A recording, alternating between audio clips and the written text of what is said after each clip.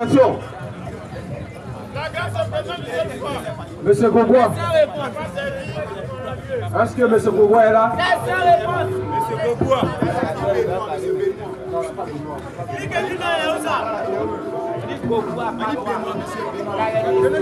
Monsieur Nguessa.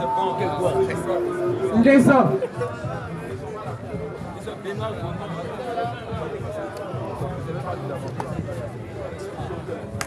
Bonsoir, Monsieur Nguessa. Vous avez tout à l'heure, le frère a essayé de créer un petit débat ici. Ce que nous voulons éviter. Tu comprends maintenant? Tu as le temps de poser toutes tes questions à le frère. Pendant que tu as posé tes questions, il va prendre acte de silence pour vous écouter.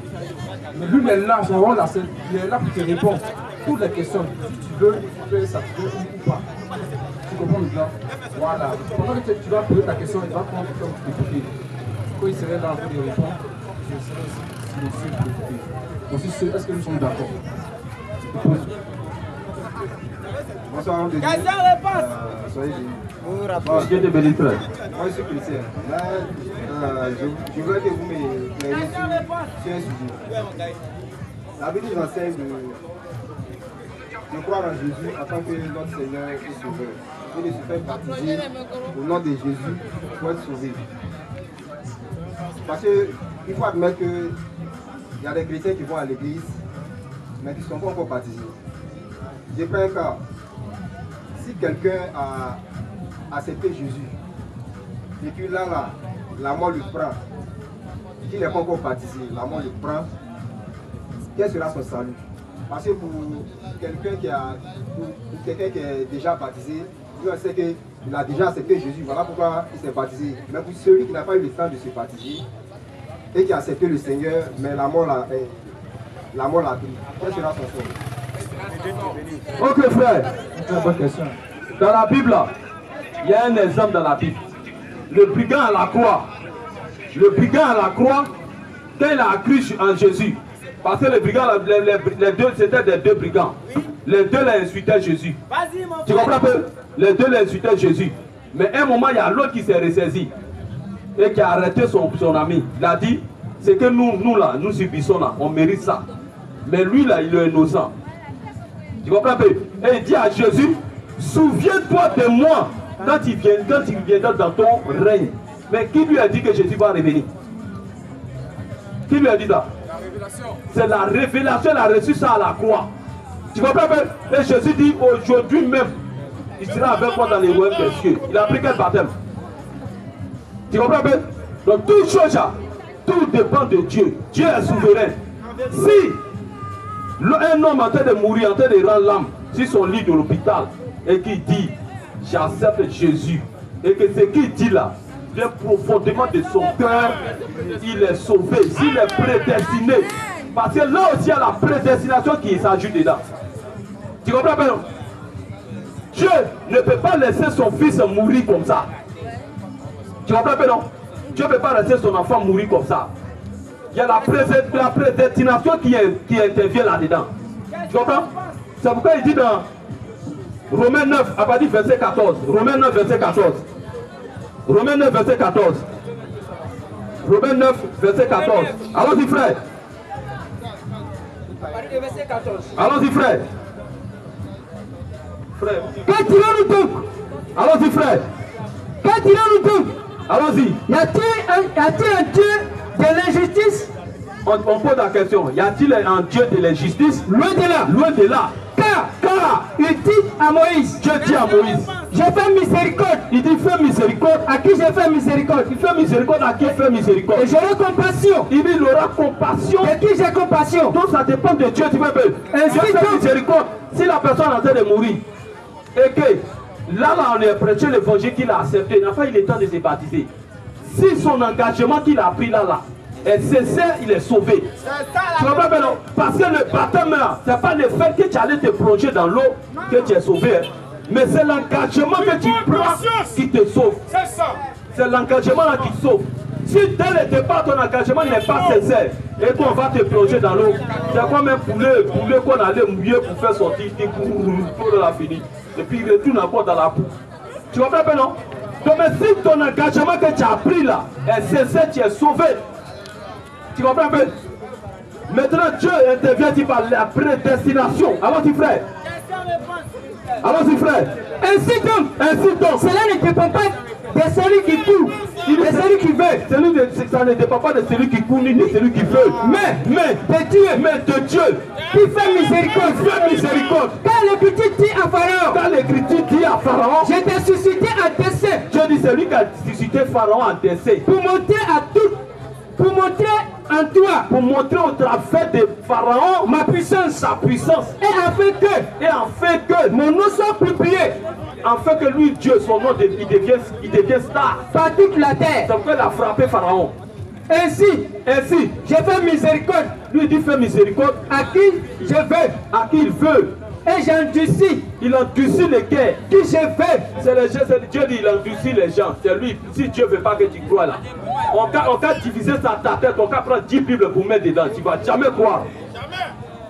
Dieu dit c'est lui qui endurcit le cœur des gens. Il y a les gens ici là. Parmi tous ceux-là qui sont en train de nous écouter là. Peut-être c'est pour une seule personne qu'on est en train de crier. Au temps de Noé, il y avait plus de 8 milliards d'habitants sur terre. Dieu a sauvé que 8 personnes. Au temps de Lot, Sodome et Gomorrhe, 2 villes, Dieu a sauvé 3 personnes. Et Jésus dit ce qui était au temps de Noé et au temps de Lot va se répéter en notre temps.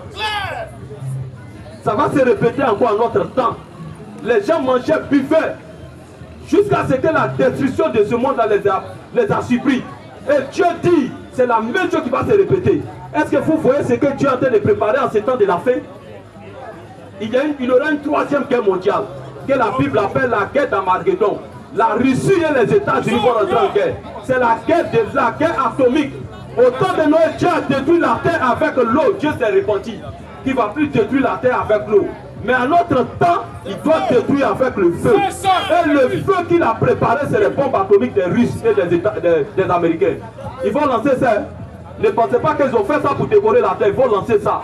Ce qui les retient là, c'est nous, notre présence ici. Dès que Jésus revient, il enlève l'église, le monde sera invivable. On va voir où les jeunes filles vont se promener en collant, en mini-jeep. Vous serez tous brûlés, des possédés comme ça. Allons-y, frère. Allons-y. Tu vois un peu. Donc c'est là que maintenant, toi, tu attends l'évangile aujourd'hui là. Écoute ce que Jésus dit ici. Matthieu, acte 2, verset 38. Acte 2, verset 37 à 38. Maintenant, toi, tu es vivant. Tu attends l'évangile. Tu attends l'évangile, tu as un engagement à prendre. Il ne faut pas attendre que tu seras dans le lit de l'hôpital. C'est maintenant dit Jésus, je t'accepte. Il ne faut même pas t'écouter.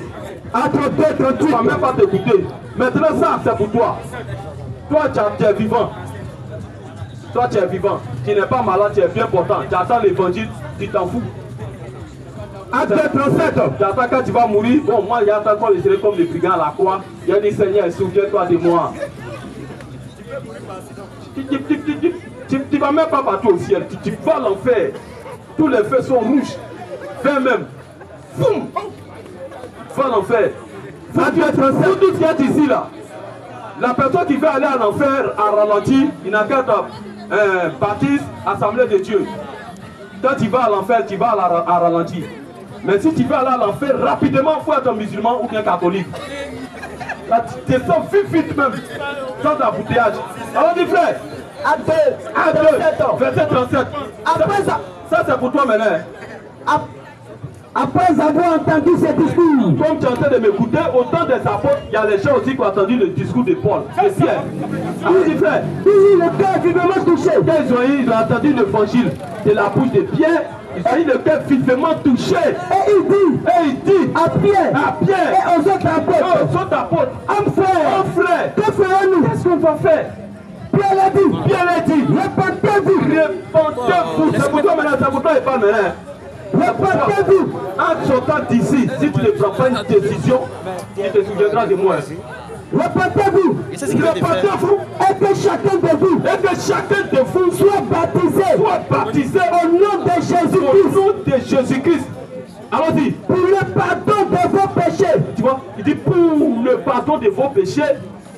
Et vous recevrez le don le don du Saint-Esprit. Vous êtes sauvés.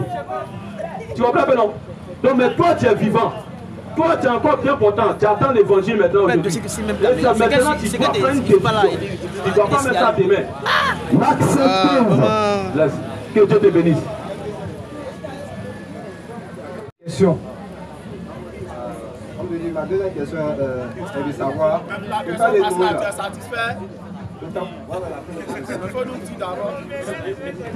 Ouais, la première question, est-ce que c'est satisfait? Ok. Voilà. Je suis chrétien pour, en tout cas pour les doctorats pour...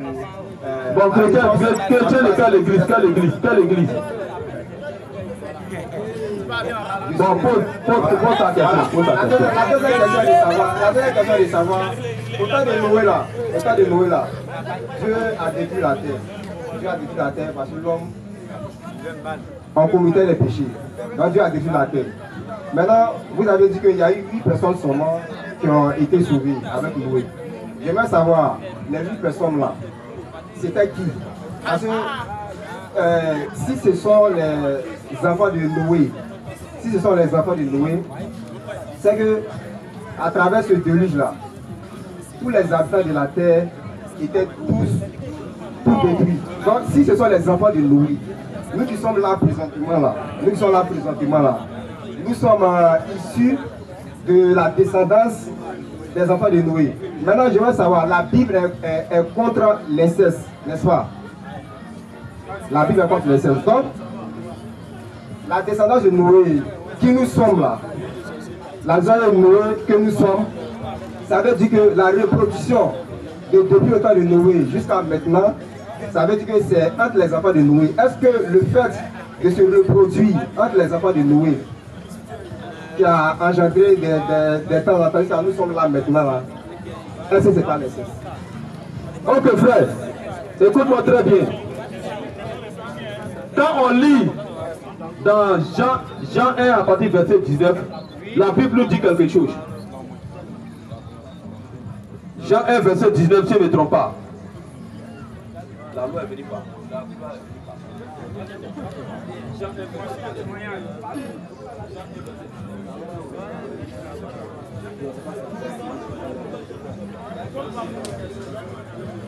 Écoute-moi très bien.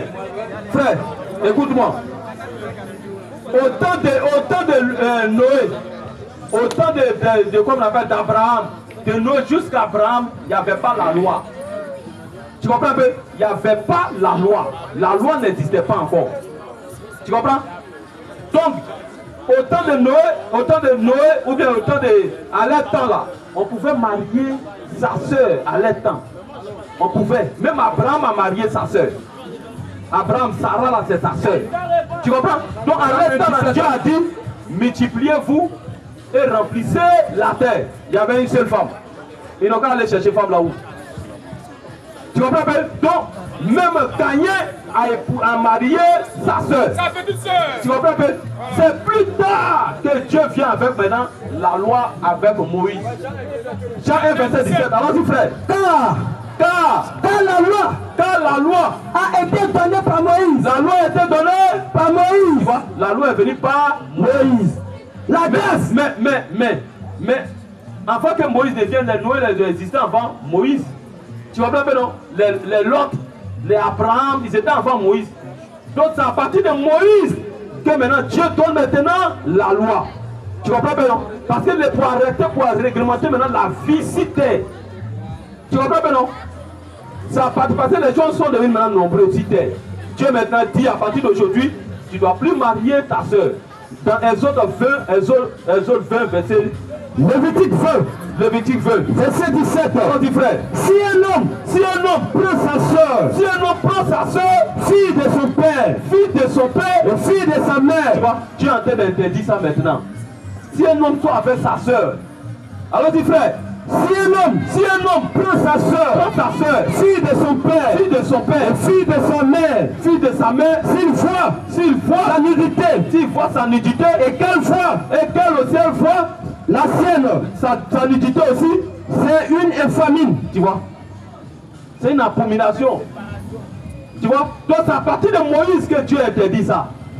Les gens ne pouvaient plus faire ça. Mais au nom de Noé, c'était permis. Donc Abraham lui-même, il a pris sa soeur. Allons-y, frère.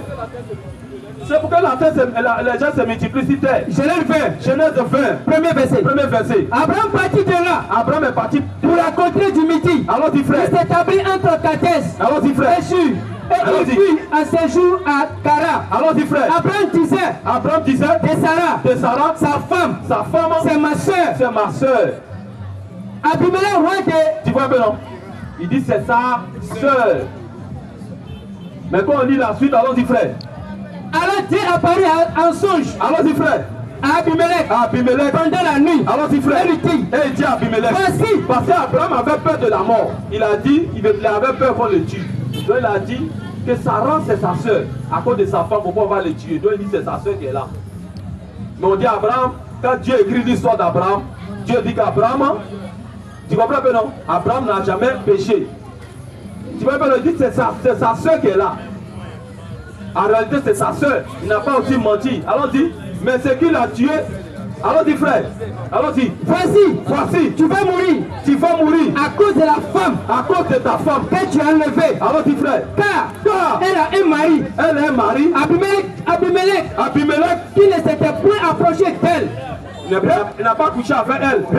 Répondit. Il a répondu à Dieu. Seigneur, ferais-tu périr même allons-y, frère. Une nation juste. Ne m'a-t-il pas dit c'est ma soeur et elle-même aussi a dit. N'a-t-elle pas dit Elle aussi elle a dit c'est mon frère. J'ai agi avec un cœur pur. Il a agi avec un cœur pur. Et avec des mains innocentes. Allons-y, frère. Dieu lui dit un songe. Tu vois un peu. Donc, quand tu lis la suite, Abimelech maintenant va rendre la femme d'Abraham. Et il dit à Abraham, mais qu'est-ce que tu m'as fait comme ça? Maintenant Abraham dit, c'est vrai que c'est ma soeur, mais elle est devenue ma femme. Tu comprends? Donc le matin d'Abraham, c'est qu'il a dit, c'est pas sa femme. Mais sinon c'est sa soeur. Tu comprends un peu? Donc que Dieu te bénisse. Maintenant, attends. C'est pas encore fini. Toi, tu as de quelle église? Je suis de l'église Mibres. Bon,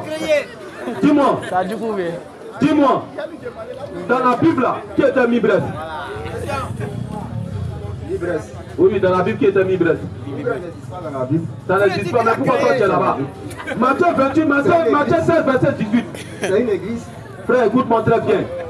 Jésus dit, ce n'est pas tous ceux qui me disent Seigneur, Seigneur qui rentreront dans les royaumes des cieux. Tu comprends? Mais celui-là seul qui fait la volonté de mon Père qui est dans les cieux. La volonté de son Père là, dans la Bible, il y a une seule église. Si tu ne fais pas partie de cette église qui est perdue, ton église là, amène cette église là et compare ça dans la Bible. S'il n'y a pas de traces dans la Bible, tu es un faux adorateur. Merci. Matthieu 16, 13. Tu vois Matthieu 16, verset 13. Allons-y. Jésus étant arrivé. Verset 18. On dit frère. Et moi, je te dis que tu es Pierre. Jésus qui parle. C'est ici qu'il a fait la promesse de l'église. Il dit, je te dis que tu es Pierre. Et que sur cette pierre. Et que sur cette pierre-là, je bâtirai mon église. Non, tu as dit quel nom d'église? Non, est-ce qu'il a dit Mibres, ça va? Mon église. Mibres. Mon église. Catholique. Mon église. Assemblée de Dieu. Mon église. Christianisme céleste. Mon église. Baptiste. Mon église. Témoin de Jéhovah. Mon église. Jésus a dit, je bâtirai mon église. Mon adjectif possessif, c'est son église. Une seule église, c'est son église. Tu comprends pas, non? Mais si toi aujourd'hui tu te lèves et que tu dis que toi tu es catholique, tu n'es pas de l'église de Jésus. C'est ça. Alors que c'est cette église-là, Jésus fait la promesse à cette église maintenant. Allons-y. Et que sur cette pierre, je bâtirai mon église. Je bâtirai mon église. Et que les portes du séjour des morts. Que les portes, tu vois, écoute ce que Jésus dit. Il dit les portes du séjour des morts ne prévaudront point contre elle. Donc c'est cette église-là, elle n'ira pas à l'enfer. Mais cette église est prédestinée à aller au ciel. Donc tout homme sur la terre qui désire aller au ciel un jour doit se retrouver dans cette église. C'est ça. Et c'est à cette église maintenant il dit quelque chose encore. Je te donnerai. Il dit je te donnerai les clés du royaume des cieux. Du royaume des cieux. Ce que tu lieras. Tu vois. C'est aux apôtres qui parlaient. Il dit ce que tu lieras sur la terre. Tu vas lier sur la terre là. Sera lié dans les cieux. Tu vois. Donc tout ce que les apôtres vont faire si tu es ici, le ciel prend en compte. Et ce que tu délieras, Ce que tu vas délier sur la terre, sur la terre, oui, alors tu sera délié dans les cieux. Tu comprends? Donc ça veut dire que tout ce que les apôtres ont fait là, le ciel prend en compte. Si les apôtres n'étaient pas de ton église, est-ce que tu peux t'asseoir sur même table avec eux? Bien sûr. Parce qu'à l'instant, dans le livre de Actes 11, verset 26, Actes 11, verset 26, et les Barnabas allons-y frère. s'est rendu en toute sa tasse Allons-y frère. pour chercher Saul. Pour chercher Saul. Et l'ayant trouvé, Et l'ayant trouvé, il l'a mené à Antioche il l'a amené à Antioche. pendant toute une année. Pendant toute une année, Il s'est réuni aux assemblées de ils l'église. se réunissaient aux assemblées de l'église. Il enseignait beaucoup de personnes. Ils enseignaient beaucoup de Sa personnes. vie à Antioche, Tu vois, je fus à Antioche pour la première fois, que pour la première fois, les disciples furent appelés les chrétiens. disciples furent appelés. Chrétiens. Non, tu n'as pas trompé, c'est pas l'assemblée de Dieu. Les disciples furent appelés chrétiens. Elle t'a pas mis bref quelqu'un là-bas. Chrétiens. Témoin de Jéhovah. Chrétiens. Christianisme céleste. Chrétiens. Tu vois, les disciples furent appelés. Chrétiens. Bon. Et ils sont appelés chrétiens. Toi, tu as appelé Mildred. Tu vois un peu, non? 1 Corinthiens 6,4. Tu vois? Tu comprends un peu? Frère, écoute-moi très bien. Tu vois, tu comprends un peu? Donc les disciples là, ils étaient appelés chrétiens. Moi, si on me demande tu es de quelle église, je suis de l'église du Seigneur Jésus-Christ. Amen. Je suis chrétien. C'est fini, ça s'arrête là. Mais quand tu dis, toi tu es catholique, tu es assemblée, je suis assemblée de Dieu. L'autre dit, je suis christianiste céleste. L'autre dit, je suis baptiste. L'autre dit, je suis témoin de Jéhovah. Bon, Jésus revient bientôt. Il vient prendre qui? Question. Jésus vient pour qui? Question. Avec tous ces points d'église là, Jésus vient pour qui? Question. Bon, les gens ne s'enseignent même pas pour réfléchir un peu. Jésus revient pour chercher l'église qu'il a laissée avec les apôtres. C'est ça. Cette église, elle est encore si terre. Et elle se présente maintenant devant toi. Cette église se présente devant toi maintenant. En dehors de cette église, il n'y a pas la vie éternelle de ce part. Si tu veux aller au ciel, rentre dans cette église, l'église des apôtres, l'église du commencement.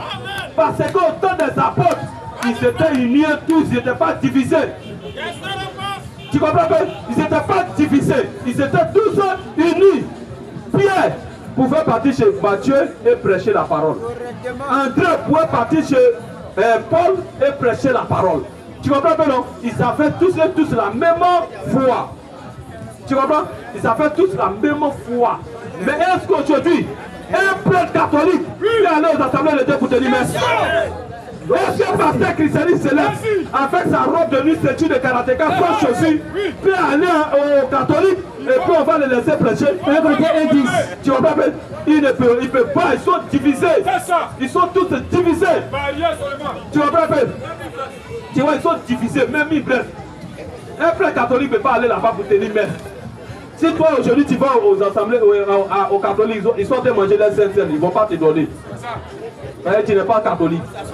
Tu vois, tu n'es pas catholique. Donc si Jésus revient et qu'il prend les catholiques, toi tu es perdu. Si Jésus vient et qu'il te prend, les catholiques sont perdus. Jésus vient pour qui en réalité? C'est ça, beaucoup vont à l'église, ils font comment? Et puis ils sont à l'enfer comme ça. Beaucoup sont en train de chanter Jésus, Jésus, et puis ils sont à l'enfer comme ça. Ils chantent Jésus et puis tu vas à l'enfer. Jésus dit, ce n'est pas tous ceux qui me disent Seigneur, Seigneur, qui vont rentrer, mais c'est lui-là seul qui fait la volonté de mon Père qui est dans les cieux. La volonté de son Père là, la volonté de son Père, c'est tout ce qu'il a laissé aux apôtres. Si tu laisses l'enseignement des apôtres, parce que c'est le disciple qui a dit, baptisez-les et enseignez-les à observer tout ce que je vous ai prescrit. Donc nous, on doit observer tout ce que les apôtres ont enseigné. Si les apôtres à leur temps, ils n'étaient pas mis bref, et que toi aujourd'hui tu es mis bref, tu ne peux pas aller au ciel. Il faut revenir à la foi apostolique. À leur temps, ils ne prenaient pas la Sainte Seine en pleine journée. Toi tu as dit tu prends communion, la Sainte Seine en pleine journée. C'est un petit déjeuner. C'est un petit déjeuner. La Sainte Seine signifie repas du soir. Et c'est la nuit, ça se prend. La Sainte Seine se prend la nuit. Et dans ces églises, ils prennent la Sainte Seine en pleine journée. Avec les petits verres de koutoukou. Chacun a pour lui. Avec un petit pain, chacun prend pour lui, il mange. C'est quoi ça? C'est un petit déjeuner. Mais au temps des apôtres, au temps de Jésus, ils prennent la Sainte Seine la nuit. Depuis l'Ancien Testament, avec Abraham, ils ont pris la Sainte Seine. Abraham a pris la Sainte Seine avec Melchisedec, la nuit. Quand Abraham, comme on appelle, les deux anges sont allés à Sodome et Gomorrhe, dans la maison de Lot, ils ont pris la Sainte Seine la nuit. Lorsque les enfants d'Israël devaient sortir de l'Égypte, ils ont immolé l'agneau et ils ont pris le sang de l'agneau là pour mettre les létaux des portes. Et ils ont pris la Sainte Seine, ils ont pris ça, la Pâque, ils ont mangé l'agneau là la nuit, qui était la Pâque de l'Éternel. C'était la nuit qu'ils ont pris. Tu comprends un peu? Jésus vient ici la terre. Il prend la Sainte Seine avec ses apôtres la nuit. Après la mort et la résurrection de Jésus, Jésus est parti. Les apôtres aussi ont pris la Sainte Seine la nuit. Donc la Sainte Seine se prend la nuit. Tous ceux qui prennent la Sainte Seine la journée, ils ne peuvent pas aller au ciel. C'est ça. Ils ont ajouté à la parole, ils ne peuvent pas aller. Vous comprenez? Tu comprends bien, mon frère? Donc Jésus ne connaît pas Mibrep. Jésus, il ne connaît pas catholique. Jésus, il ne connaît pas christianisme céleste. Jésus ne connaît pas baptiste. Jésus ne connaît l'église qu'il a laissée avec les apôtres. C'est ça. Au temps des apôtres, il n'y avait pas maman pasteur. Jamais. Une femme qui prêche, elle va au ciel, c'est que Dieu s'est trompé. C'est ça. Elle ne peut pas aller au ciel. Question-réponse. Tu vois pas un peu, non? Donc frère, tu dis quoi? La balle est dans ton camp. L'église de Jésus-Christ se présente à toi maintenant.